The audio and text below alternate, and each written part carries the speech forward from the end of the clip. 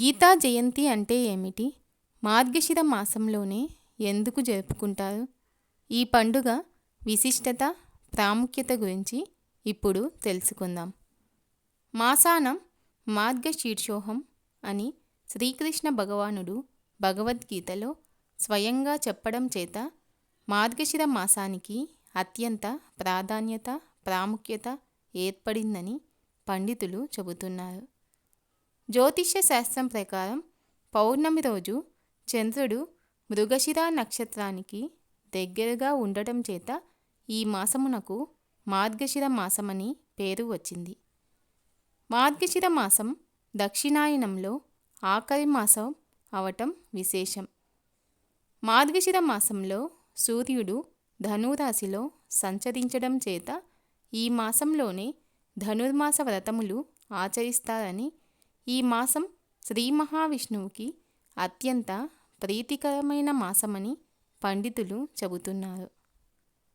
మహాభారతం ప్రకారం కురుక్షేత్రంలో మహాభారత యుద్ధం ప్రారంభమైన మాసము మార్గశిర మాసమని, మార్గశిర మాసంలోనే శ్రీకృష్ణుడు అర్జునుడికి భగవద్గీతను ప్రబోధించినట్లుగా మహాభారతం తెలియజేసిందని పండితులు చెబుతున్నారు.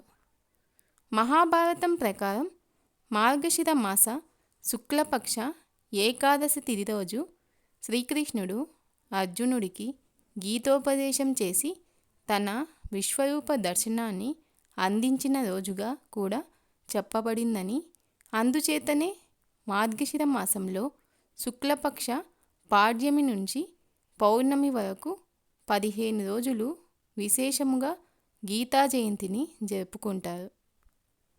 మార్గశిర మాసంలోనే దక్షిణ భారతదేశంలో ధనుర్మాస వ్రతం, గోదా కళ్యాణం వంటివి ఆచరిస్తారు.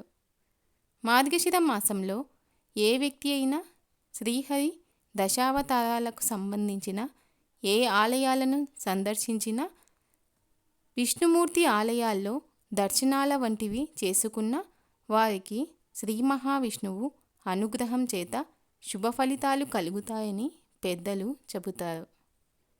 మార్గశిర మాసంలో శ్రీ విష్ణు సహస్రనామములు పారాయణం చేసినటువంటి వారికి విశేషమైనటువంటి పుణ్యఫలం లభిస్తుందని పురాణాలు చెబుతున్నాయి. మార్గశిర మాసంలో ఆదివారాలు శ్రీరాముల వారి ఆలయాలను దర్శించటం మంచిది. సోమవారం శ్రీకృష్ణుడిని అర్చించడం విశేషం. మంగళవారం లక్ష్మీ నరసింహస్వామిని పూజించటం మంచిది. బుధవారం శ్రీమన్నారాయణుడు లేదా శ్రీ మహావిష్ణువు యొక్క ఏ ఆలయాన్ని దర్శించినా శుభ ఫలితాలు కలుగుతాయి.